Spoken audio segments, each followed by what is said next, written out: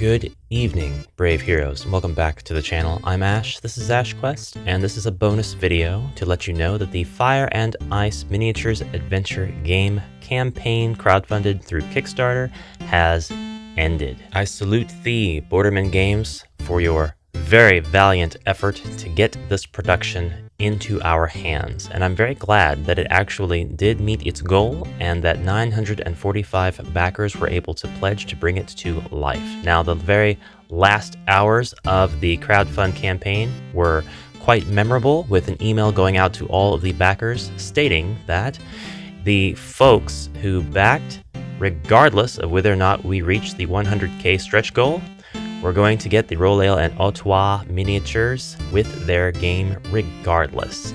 So, with these two figurines, as well as the Firekeep game board and the Frazetta die, and the character and activity cards that come with the two bonus characters, we now have absolutely everything that would have been made, I believe. I would actually have to go back and double check and look, but Borderman Games did say that they were going to continue supporting this game, so it's very possible that they will find an outlet to continue providing some sort of expansion or otherwise update to this game after its production. After it's gotten into the hands of backers, they may even be able to create another expansion that would somehow further the world of Fire and Ice, the Miniature Adventures game, and get it into the Miniatures Adventure game and get pretty much every conceivable last bit of content that is in the movie into the hands of anybody who wants to play the game. And I say that because we're pretty damn close to having every single character, no matter how brief their appearance, no matter how minor their role in the board game and or its expansion, its singular expansion.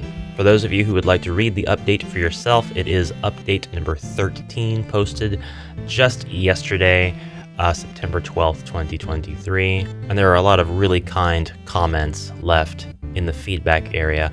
I really think that this might have more or less been the plan, the contingency plan anyway. Obviously, the plan with any Kickstarter is to try to raise as much money as you can in order to make sure that the process goes smoothly, the production can happen in the first place, and that there can be some sort of profit to maybe put towards capital that can be used for more to do with the IP.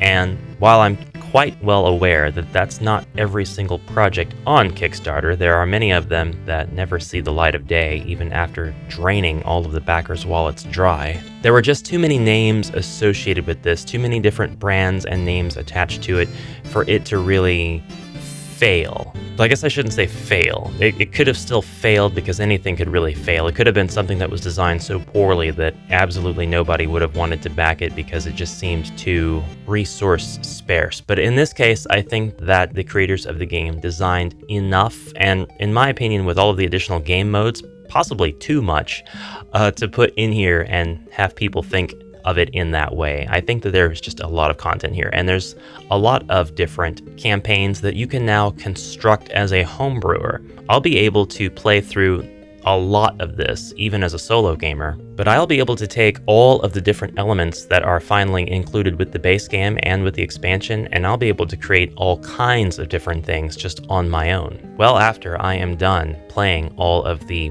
base campaign adventures included with the game. It did get pretty close to its 100k stretch goal. 945 backers did pledge 96,824, and that includes those backers who got into the early bird Fire and Ice core game, as well as those who might have gotten into the comic book tiers, the signed books, the boxers tier. That wasn't a tier, that was an add-on item. But there is a bit of a lesson to be learned with the execution of this campaign. I think that anybody who is keeping a really close eye on how this campaign kind of went through its life cycle could have easily spotted that this really should have had some pre-production. It should have had some stuff that was advertisement, something that I'm sure would have had to have been paid out of the pockets of the game creators just to get the word to start to spread even before the campaign began. I've seen a lot of campaigns start about a month or well in advance otherwise of when their campaign actually begins,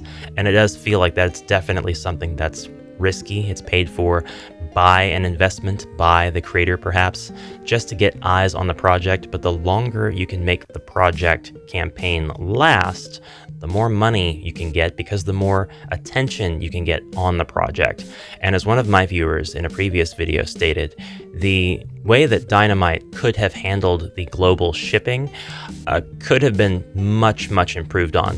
One of the detriments to backing this campaign in particular was the fact that the global shipping, or the shipping rather to overseas, if you weren't in the US, because this was a US-based project, it was very high to some regions. And there could have been partnerships in place, there could have been relationships formed with different logistics companies to kind of take on some of that freight cost. So that's something that I don't have a lot of understanding in, despite some experience working in a third-party logistics environment. So that sort of thing is really interesting to me. It's something that I would love to explore.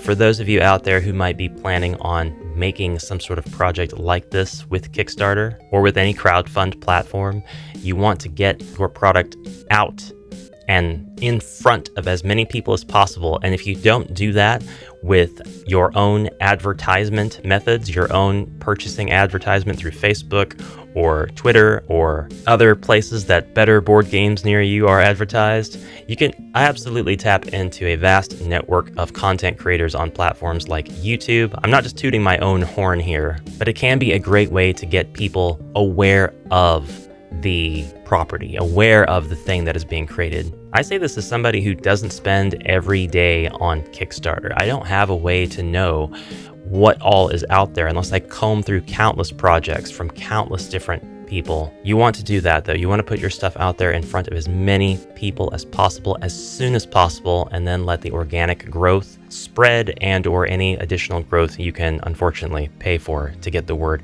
out there even more. More lines, more hook, more fish. We are the fish. I speak as a backer, a potential backer who missed a crazy opportunity to get on board the Divinity Original Sin board game crowdfund campaign. I'll have to order that board game now and all of its expansions either secondhand on eBay, or I guess I shouldn't say secondhand. A lot of people buy stuff just so they can turn around and sell it to profit on eBay, and it's still brand new. But that's one method, or I can just pay full retail price for all of the core box and expansions and everything through, I think, Larian Studios has their own store platform. But that's something that I would have loved to have known about sooner. And there's no blame. I can't cast the blame on anybody, maybe but myself, for not scouring Kickstarter every day and knowing that it existed, or perhaps not being a good enough of a fan of Divinity Original Sin to know that they had a board game in the works. I had no idea, and that campaign ended like a year ago. But it's stuff like that that helps me to believe beyond a shadow of a doubt and know that there are still people out there on the planet that are waking up and figuring out, oh, HeroQuest was remade. Wow, there's a 2021 HeroQuest? What rock was I sleeping under? It happens. I'm kind of beating a dead horse. We'll move on. When I get my copy of the game, you can bet that I will be unboxing it. I will be showing you guys everything that it comes with, and if there's any development on whether the game could be made for retail, or if it happens to show up on a store platform, or a second print run, or another Kickstarter is made, anything like that, I'll be covering it here, because I think it's a shame that only less than 1,000 of us are going to get this board game in our hands.